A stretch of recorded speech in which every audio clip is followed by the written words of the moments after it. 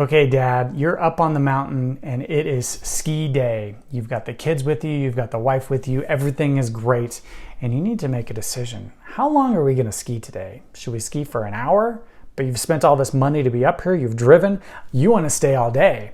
How can you decide which is best to do, and how can you avoid the inevitable meltdowns from your children and potentially your wife if you make the wrong decision?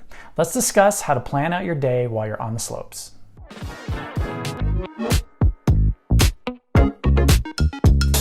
Hey, welcome to Hyper Academy. My name is Ryan Fields-Spack. It is a ruthless world out there. How do you stand up and how do you step out? You do it by getting your mind right. And that is what Hyper Academy is here to talk about. We talk about a lot of things in Hyper Academy. We talk about meditation, we talk about poise, confidence, performance under stress.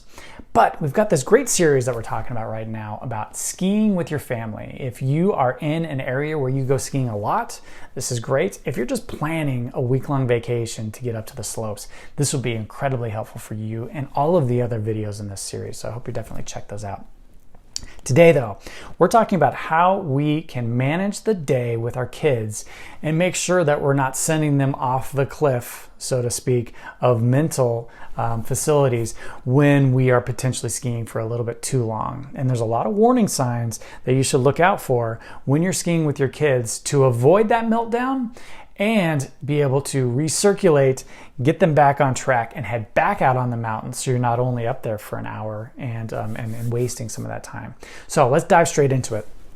This is the question of the day. How long are we going to stay on the mountain, and how can we make sure that our kids enjoy the time that they have on the mountain?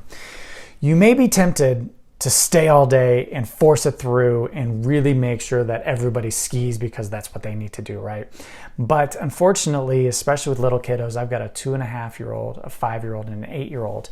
They don't last all that long, especially that 2.5-year-old. She really can only last for about an hour, but we want to manage the time with everybody else. So you want to look for the warning signs that may be showing up as your kids are going out throughout the morning.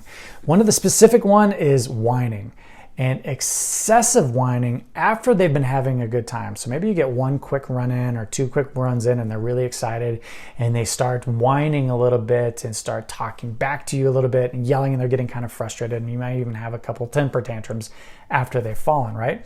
That's one of those things where you can look to, one, do they need a snack? I've got an entire video in this series that talks specifically about snacks and how to facilitate that logistically. But do they need a snack? Try to get them one of those. Try to get them a drink of water so you can get that blood sugar level up as quickly as possible. Once you get those snacks in them, then you can reassess and decide, all right, let's try to take one more quick, easy run with them. If they're doing okay, that's great. But what you want to really make sure is notice those signs. And even if you think you can eke out one more run, make that decision to take a break before you think it's needed, oftentimes 30 minutes or so.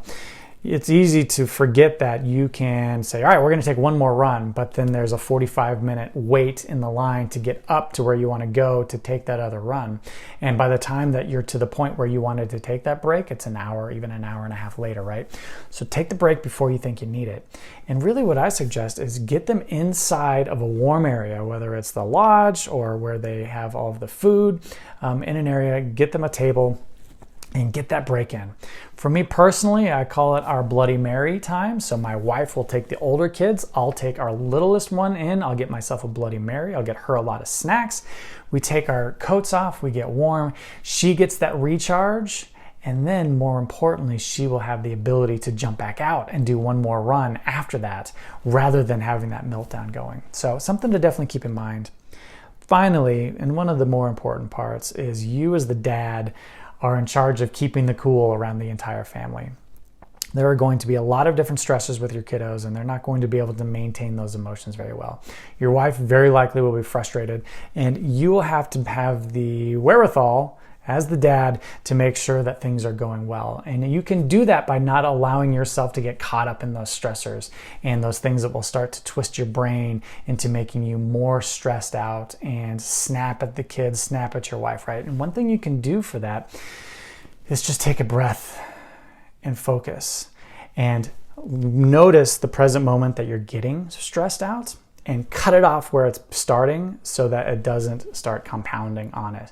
I've got a great guide that's listed in the description below that talks specifically about this. It's just a one-page free guide that you can download that talks about the first just breathe process and how you can do it anytime that you're starting to get frustrated and keep everybody moving forward and hopefully get a couple more runs out of the day. So something to check out for you. So notice the signs. Notice them early, give them food, and stop early, 30 minutes beforehand. Take that break, preferably a warm break, and then you can potentially reset. Final tip, bonus tip that I'll give for you is if you can split the kids out. So we've got the 5-year-old and the 2-year-old. Oftentimes what we'll do is say, okay, mom, if you'll stay with the other two, or sometimes I'll stay with the other two, and then our 8-year-old, who's more confident and comfortable and wants to ski all day, will go back up for another round on the mountain or two while we're back at the car or potentially the condo if we can rent one for a weekend. Just relaxing, having snacks, staying warm, anything like that. So something to keep in mind as a bonus tip. What do? How do you gauge how long you stay on the mountain for the day? What are some of your tips to improve and make the day longer for the kids? Would love to hear about that. We as dads in this community can help each other out. And I would love to hear your feedback as well. If you appreciate this content, give me a like if that be something that'd be beneficial to you, and subscribe if you want more content like this. We've got a whole series just on family, dad skiing, and how to run this great operation that we call skiing on the slopes with our kids. Hope you're doing well. Hope this was helpful. Talk to you soon. Thanks.